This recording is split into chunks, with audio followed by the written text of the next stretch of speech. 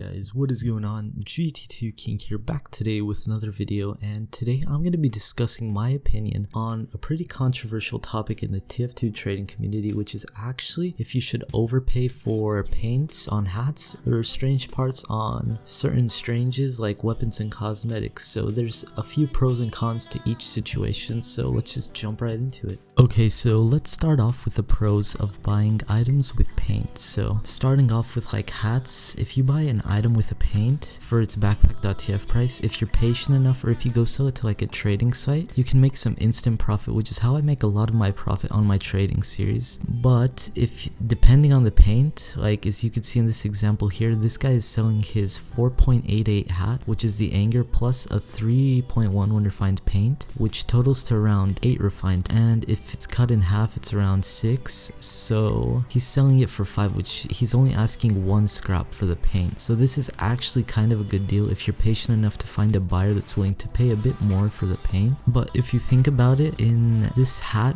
the Muscle-Man brand is not too popular of a paint, which is why selling it for quite cheap. So if you're patient enough to find a buyer for something like this, it's actually a pretty good deal on your end. Okay, so before we move on to paying strange parts and what the pros and cons of those are, let's talk about the cons of buying items with paints. So depending on the paint price, because there's quite a bit of paints in TF2, depending on the paint you have on your hat, there's quite a limited interest in the hats. So there's not too many people that want that exact hat with that exact paint, so you probably will not make too much money. That's why I stick with paying very little overpay for paints, so I could just instantly sell them to trading sites for profit instead of having to wait for someone to buy them. But if you do decide to buy an item with paint, make sure it's a more popular paint, which means a more expensive one like black or lime or pink, and try to avoid the lower tier paints as much as you can. And even for the expensive paints, add no more than like 2 refined to do the original cosmetics price on backpack.tf. But yeah, that's all I have to say about paints for hats, but let's go on to strange parts for some strange weapons and cosmetics.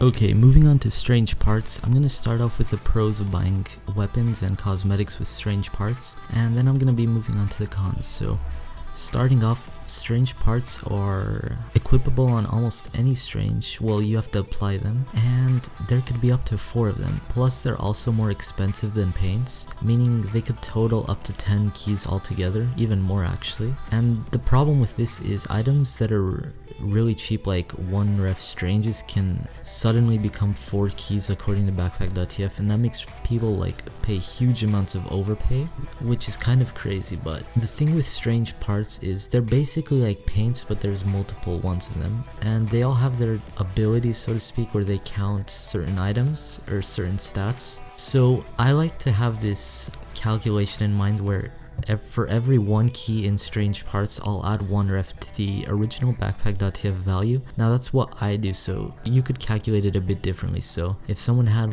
if a key was 30 ref and someone had 10 ref in strange parts on their item, I'd add no more than 1 rec to the original backpack.tf price. And if they had, let's say, like 5 keys worth of parts on their item, I'd add no more than 5 ref to the original backpack.tf value, and that way I can have a really good margin. And if I'm patient enough, someone will actually buy it, because it's so much cheaper to buy an item with strange parts instead of buying the item and the strange parts afterwards. Plus trading sites pay a really good amount for items with strange parts for that exact reason. But yeah, there's also quite a bit of cons to buying items with parts, so let's move on to discussing that.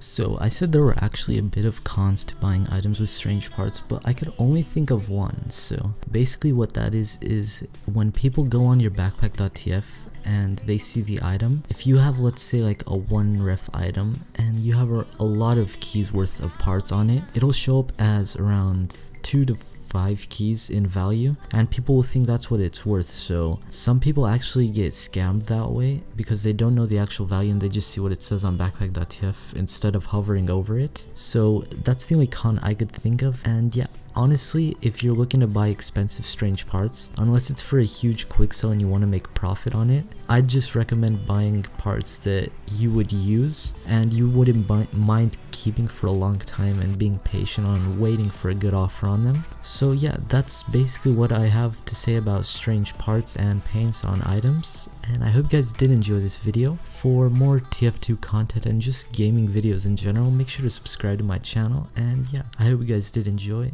and peace.